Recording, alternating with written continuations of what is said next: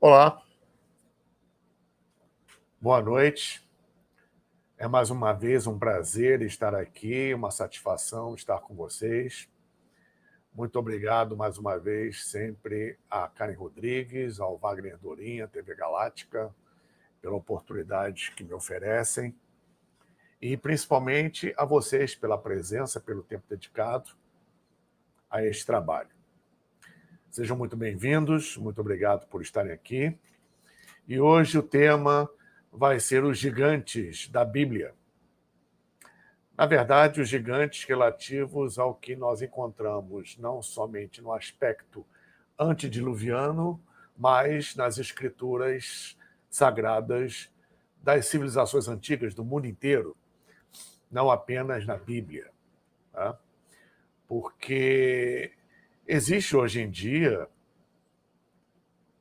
um manancial enorme de descobertas, muitas onde alguns aproveitadores, por algum motivo, seja jocoso, seja de outro e qualquer interesse, fazem fake news, não só disso, como de várias coisas. Então, existem muitas fotos de sítios arqueológicos, de achados relativos a crânios e esqueletos humanos de dimensões enormes, que na verdade são fakes. E existe um material bastante confiável, não somente de achados relativos a restos mortais de pessoas com uma estatura e complexão física enorme, pelos achados, como também outros registros fósseis, como pegadas em pedra, enfim. Já há algum tempo nós temos dentro da pesquisa científica a constatação de que no passado pré-histórico do planeta, o índice de oxigênio na atmosfera era bem maior que o índice atual. Hoje temos aproximadamente na nossa atmosfera, que é uma mistura básica de nitrogênio e oxigênio, tá? Cerca de 35% de oxigênio na nossa atmosfera. Isso, na era pré-histórica, foi muito mais. Né?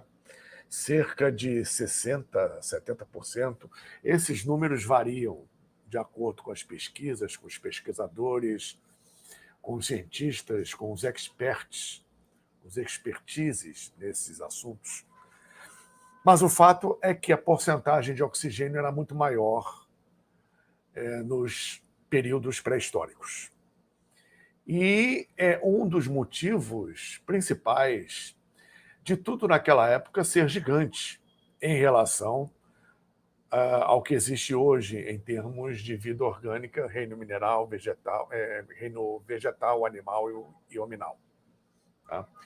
Os grandes dinossauros, o reino vegetal de uma forma geral, os insetos, todos os animais daquela época tinham grandes dimensões, grandes volumes, eram enormes, por conta principalmente do teor de oxigênio da atmosfera. Tá? Então, nós temos, por exemplo, libélulas e besouros que eram do tamanho de águias hoje, simplesmente por causa desse motivo. Esse experimento já foi feito atualmente várias vezes, por exemplo, em aquários, deixando a água com teor de oxigênio bem maior que o que existe hoje, e um aquário com as condições normais, atuais, em relação de teor de oxigênio dissolvido na água. E os peixes nessa experiência, onde a água era muito mais rica em oxigênio, semelhante ao que existia no período pré-histórico, os peixes se desenvolveram num tamanho muito, mas muito maior do que os outros do aquário relativo ao teor de oxigênio normal na água e na atmosfera dos dias de hoje. Tá? Existem câmaras no Brasil, principalmente no exterior, enormes, hiperbáricas, semelhantes às câmaras de descompressão dos mergulhadores, onde algumas pessoas submetidas a um teor de oxigênio um pouco maior, que facilita numa cura e, por exemplo, numa cicatrização de feridas muito mais rápido do que nós temos hoje normalmente no nosso meio ambiente. Tá? E, obviamente, dentro dessas premissas, e uma vez como isso foi descoberto? Através de insetos pré-históricos que ficaram presos em resinas de árvores, e essas resinas endureceram com o tempo e viraram o que nós conhecemos hoje como âmbar. E, juntamente com esses insetos pré-históricos, ficaram aprisionados no âmbar pequenas bolhas de ar com ar relativo justamente àquela época pré-histórica. E analisando esse ar, descobriu-se que o teor de oxigênio era muito, mas muito maior do que o meio atual. Na verdade, ainda não se sabe como aconteceu e por que aconteceu essa mudança drástica no nosso meio ambiente, que fez com que o teor de oxigênio se reduzisse e, consequentemente, o volume e o tamanho da vida orgânica no planeta também tivesse acompanhado essa redução. O que é interessante, que é a base, justamente, que se torna a base para o efeito da nossa live e dos estudos realmente feitos, que, obviamente, não necessariamente somente no período pré-histórico, mas além dele,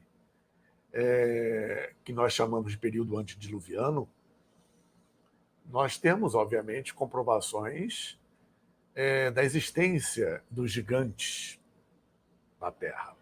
Tá? Temos vários elementos, não só científicos, arqueológicos, mas principalmente baseados nas escrituras sagradas. E, como eu já disse antes, existe, vamos dizer, hoje em dia, né, pela decadência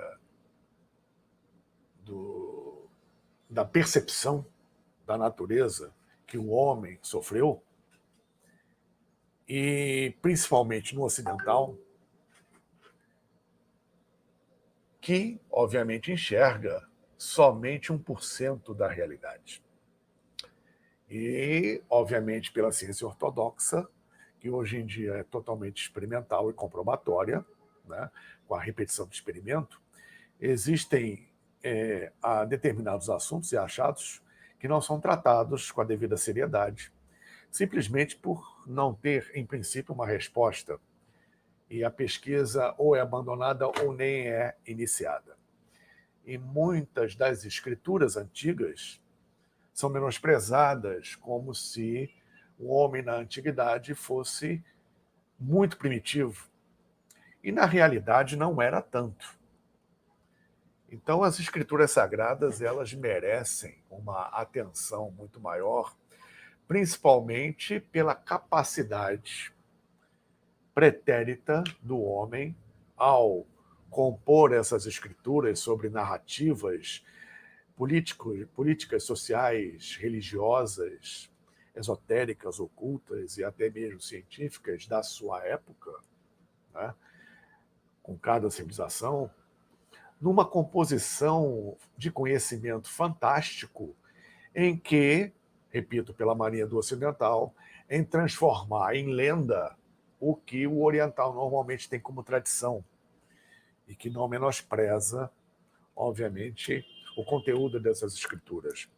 A questão é que a grande maioria enxerga ou interpreta essas escrituras de uma forma extremamente literal e não entende como, por exemplo, a Bíblia é escrita em código, em narrativa, em parábola, código gemátrico e alguns pontos de uma forma literal, porque determinadas passagens fica claro que, pela falta de talvez um entendimento interpretativo e até mesmo de tecnologia, os termos usados, né, são, obviamente, entendidos como daquela época, como o homem daquela época podia entender determinados fenômenos. Né, e simplesmente descrevia o que via, o que acontecia. Então, essa descrição, a narrativa, repetindo, a parábola, a metáfora e os códigos, principalmente numéricos, numerológicos, que nós encontramos muito na Torá, que são os códigos gemátricos, essas são as bases concernentes a um estudo sério e aprofundado de toda e qualquer escritura sagrada. Nesse caso específico, a Bíblia. Tá? Mas as outras escrituras, por exemplo, a Epopeia de Gilgamés, dos Sumérios, que traz um relato do dilúvio muito mais profundo e preciso que o da própria Bíblia, o antigo livro egípcio dos mortos, que na verdade tem um nome errado, o nome correto é o Livro de Saída para a Luz, o próprio Bhagavad Gita, o Mahabharata, o Rig Veda e outros tratados orientais, o Popol Vuh dos maias, enfim, todas as civilizações antigas tinham seus livros sagrados. As culturas africanas, os povos e reinos africanos, seu folclore e suas tradições, os vikings, os nórdicos, os celtas, os orientais, extremos orientais, filosofia do Tao, o sufismo e todos os princípios egípcios, gregos, romanos, etc., todos eles têm a sua linguagem própria sobre determinados fenômenos. E encontramos muitos pontos em comum na narrativa desses livros, no que está descrito nesses livros, o que pode ser interpretado desses livros. E uma delas é o próprio dilúvio e a existência dos gigantes. Por exemplo, na Bíblia, na Torá, no Velho Testamento, nós encontramos as passagens relativas ao livro do Gênesis e ao Deuteronômio, com relação aos Nefilim e aos Anakim, que são termos. Nefilim, por si só, já é plural, é um termo hebraico, e Anakim é um termo sumérico, da antiga Suméria, relativa à pesquisa que foi feita pelo Zecharia Sitchin, os Anunnaki, etc., mas isso é uma outra história, onde eu particularmente não compartilho de muita coisa que é colocada sobre Anunnaki, tá? Até mesmo do próprio Zecharia Sitchin. Enfim, mas isso é uma questão de pesquisa, de estudo, que não cabe aqui agora, nesta live, podemos fazer uma outra sobre isso. Então, dentro de um projeto que foi elaborado pelos chamados deuses, que podem ser interpretados como não somente divindades, mas, quem sabe, extraterrestres, ou seres de uma outra natureza externa, alheia ao planeta, que aqui estiveram, aqui influenciaram. Né? Houve um desvio desse projeto e, dentro do que conhecemos, relativas às rondas, cadeias, etc. tal, houve uma queda. E existe a passagem na Bíblia em que se coloca que os anjos tiveram com as filhas dos homens, as acharam belas e foram ter com elas. Tá? E dessa união nasceram os Nefilim. Na verdade, o Nefilim é a parte relativa ao desvio de uma conduta, ao desvio de um projeto relativo à humanidade, que resultou numa descendência, esses seriam os Nefilim, que resultou numa descendência onde, nessa descendência, surgiram os gigantes, os chamados semideuses das mitologias. Né? muito explicitado, pelo menos para nós ocidentais, na mitologia grega, na estrutura greco-romana. Os chamados semideuses, como Hércules e tantos outros, né? Na verdade, tem origem dessa miscigenação entre os homens, as filhas dos homens e os filhos dos deuses, entre aspas.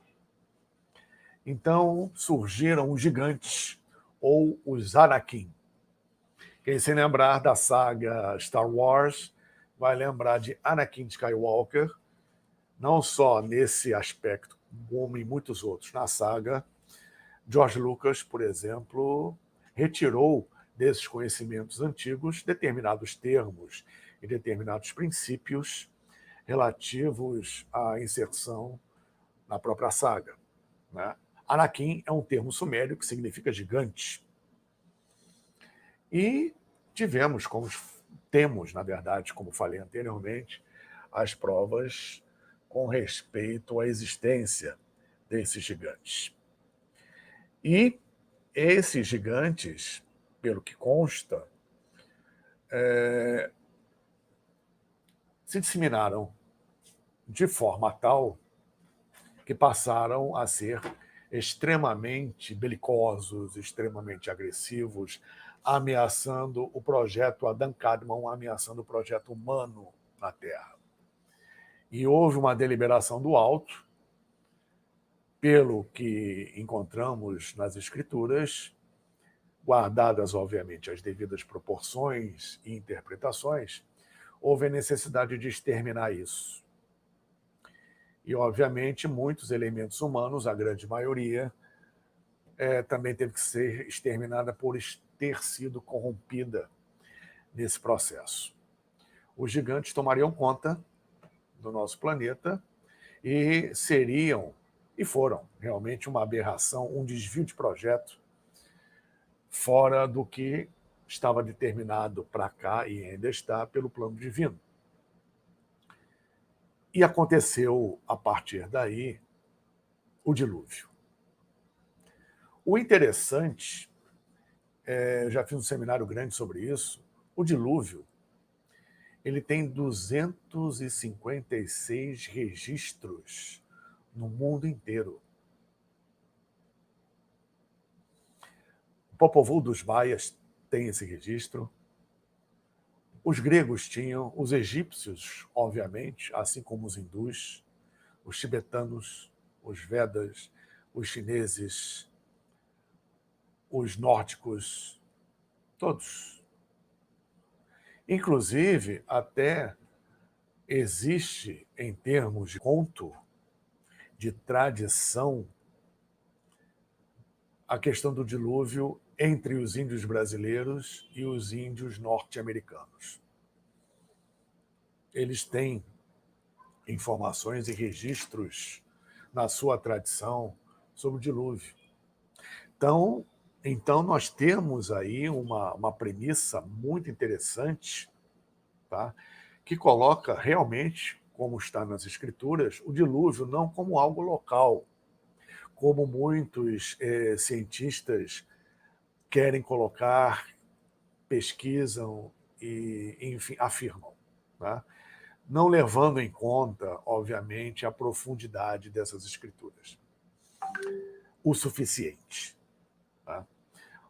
Bom, nós temos no mundo inteiro 256 registros sobre o dilúvio, tá? É porque realmente houve alguma coisa dentro de uma ideia de extermínio de uma determinada classe que existia aqui, que já foi colocada para vocês. Tá? Lembrando que em tempos remotíssimos, no período Atlântico, por exemplo, tá? A Atlântida teve vários períodos. Então, antes mesmo da última ilha que sobrou, a Poseidones, que é a ilha relativa aos registros de Platão, na República de Platão, o mar Mediterrâneo não existia, aquilo era a terra. O mar Mediterrâneo foi formado até mesmo por dilúvios anteriores. E o afundamento de Poseidones tem a ver justamente com o dilúvio propriamente dito.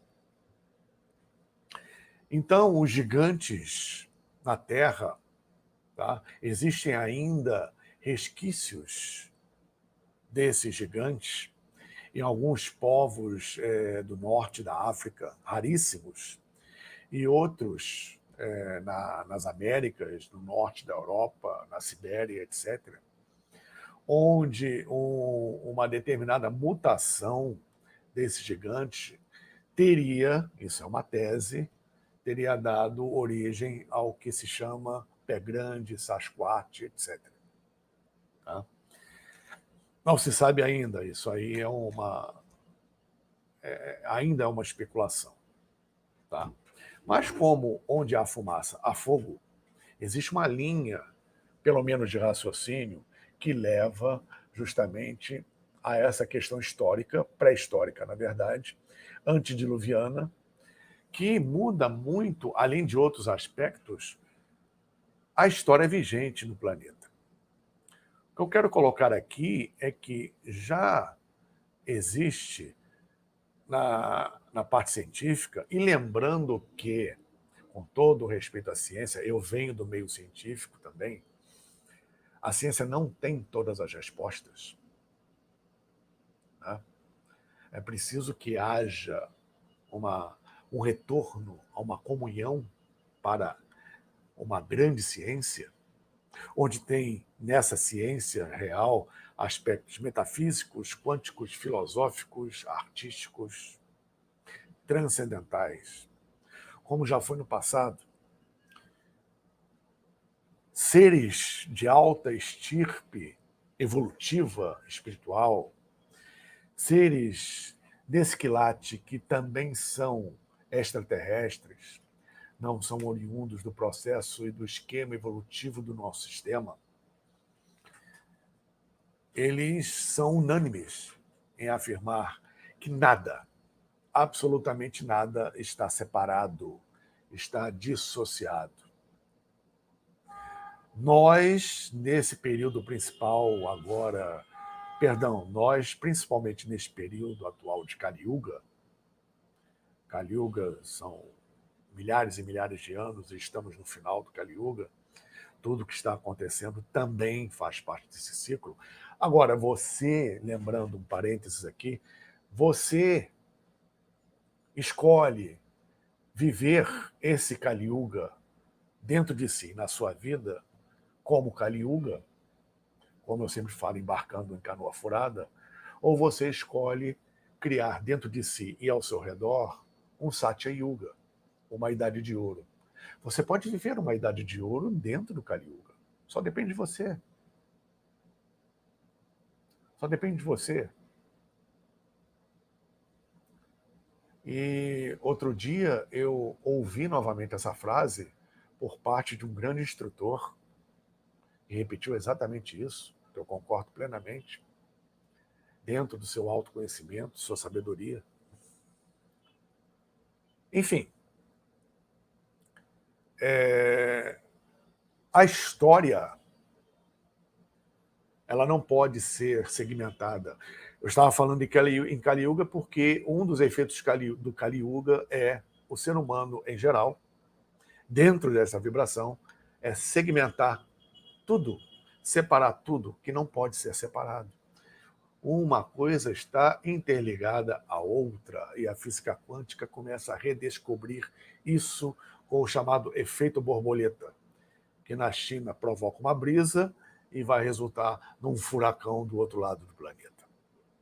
Então não tem como dissociar nada, absolutamente de nada. Estamos querendo ou não, aceitando ou não, todos interligados, fazendo parte de um único organismo.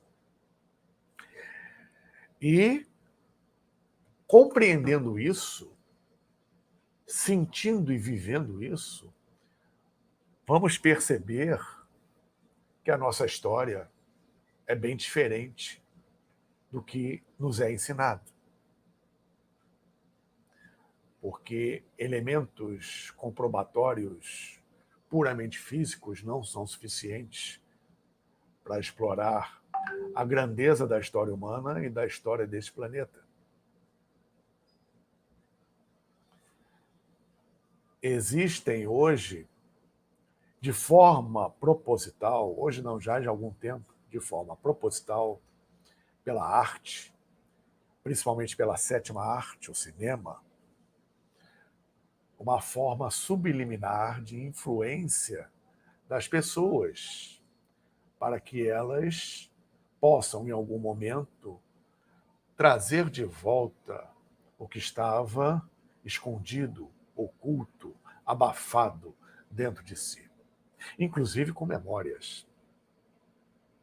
Embora muitas obras possam ser de ficção, elas não são necessariamente de ficção. E não sou só eu que estou falando isso, muitas autoridades em vários ramos, inclusive da política, tá? Relativa aos UFOs, por exemplo, política, militares, cientistas, etc., relativa aos UFOs, relativa à natureza do universo e relativa mesmo ao que já existiu de civilizações antigas aqui, tá? A partir de obras literárias que foram elaboradas, né, sob uma ótica de conto ou de um universo mitológico, e que, na verdade, muita coisa daquilo ali existiu e aconteceu. Como O Senhor dos Anéis, por exemplo, como Star Wars, por exemplo, e outras tantas obras. Tá?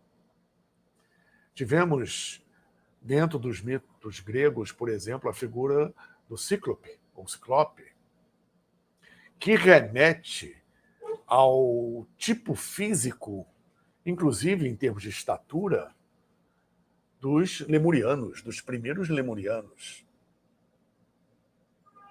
Então, resquícios disso ainda permanecem no planeta. Claro que o Cíclope não, mas dentro da mitologia grega existia, não só grega como as outras, esse tipo de figura, esse tipo de ser. Tá? E lembrando que toda lenda e todo mito é baseado num fato histórico.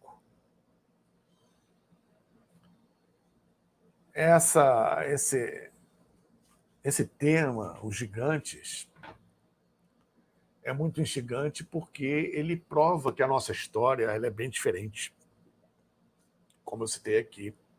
Né? E temos elementos comprobatórios. Tem algumas figuras, algumas fotos realmente bastante elucidativas que têm sido apresentadas, né, com respeito a isso.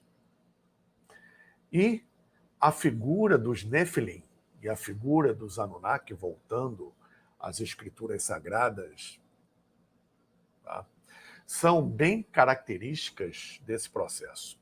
Inclusive, não somente com respeito à estatura relativa ao que citamos no início, ao teor de oxigênio na atmosfera, etc. e tal, mas como também uma questão genética, uma coisa se juntando à outra, tá? Como principalmente a longevidade. Então, a partir da decadência, nós tivemos também uma queda nessa questão longeva. O ser humano, pelo que a ciência atual coloca, foi feito para viver 120 anos. Mas, na verdade, é muito além disso. Porque perdemos, entre aspas, as nossas características originais, tá? Que estão, na verdade, não perdidas, mas muito abafadas, escondidas, em que um trabalho mental consciencial de eclosão faz ressurgir esse nosso verdadeiro potencial. Nós encontramos até hoje, por exemplo, no Tibete, monges, lamas, que têm potenciais incríveis. Levitação, correr pelas montanhas fazendo quilômetros e quilômetros e quilômetros em poucas horas, dando verdadeiros saltos de vários metros e assim pulando e percorrendo distâncias, e outros atributos, isso existe. São os potenciais ou poderes que são chamados no Oriente de siddhis ou siddhis, que faz parte, obviamente, da eclosão de consciência do ser humano, que é um retorno, por exemplo, futuramente, na próxima raça, ao que a humanidade já teve, ignorou e perdeu, se focou em outras coisas, como eu costumo dizer. Então, existem nas escrituras os registros dessas longevidades. Quando vemos na Bíblia, por exemplo, a Noé viveu 600 anos, Matusalém viveu 900 e tantos anos, Enoque viveu 700 anos. Isso não é questão interpretativa ou alguma outra figura simbólica. Não, isso é real. Os caras viveram aquilo ali mesmo. É claro que esta linhagem citada aqui era uma linhagem com um fator diferencial. Mas, em geral, o ser humano foi preparado para viver mais do que ele vive, que já viveu. Logo após a queda Atlante, a expectativa de vida, devido às condições e à qualidade de vida que caiu, evidentemente ficou em termos de 40, 40 e poucos anos, com muita sorte. No Egito Antigo, por exemplo, a média era entre 36 e 40 anos. Quem sobrevivesse mais que isso era longevo. Mas determinados elementos da classe nobre, da Casa da Vida, que era a classe sacerdotal, e da Casa do Faraó, eram mais longevos. Eram herdeiros diretos dos Atlantes. Existia uma diferenciação aí que a gente não sabe qual é. Ramsés II, por exemplo. Ramsés II, ele, primeiramente, tinha quase 2 metros, 1,92 m, alguma coisa, né? Que era um gigante em relação à média natural dos egípcios e dos povos semitas daquela época e ainda hoje, né? De 1,65 m, 1,65 m. Um cara com quase 2 metros era um gigante, era o grande faraó. E pelo próprio histórico de Ramsés II, que, pesquisando, nós vamos conhecer muito bem, que era uma figura excepcional em todos os sentidos, né? Ele foi bastante longevo.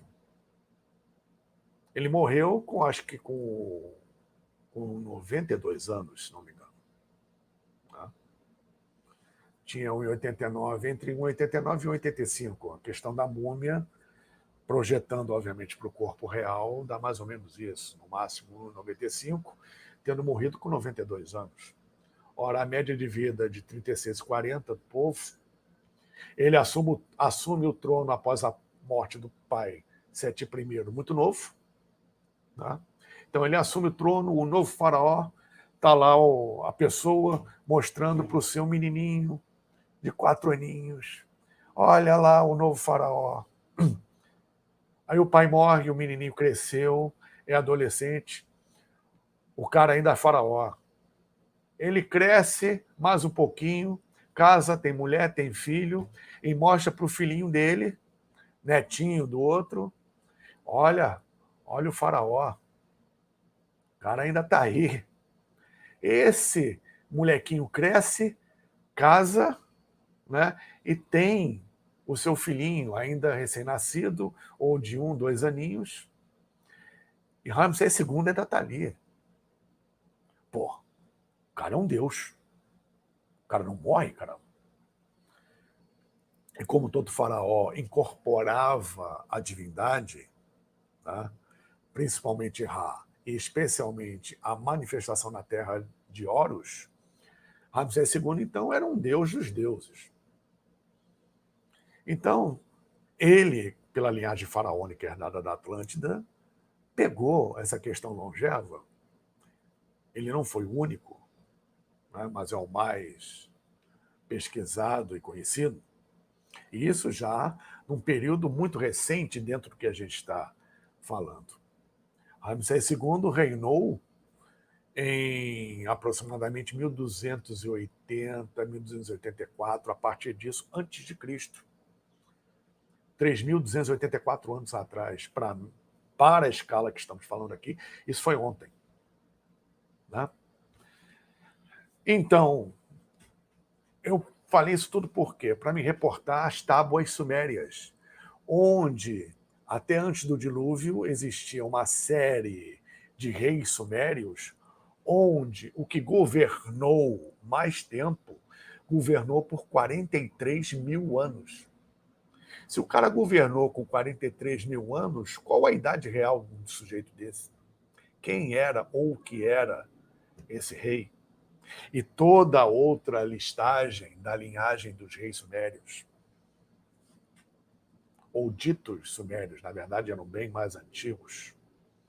Como é que se processa isso? E essa tábua de pedra tem uma divisória no meio com outros reis, dividindo justamente o período antediluviano do pós-diluviano, onde os outros reis sumérios têm uma média de vida muito parecida com a que temos hoje.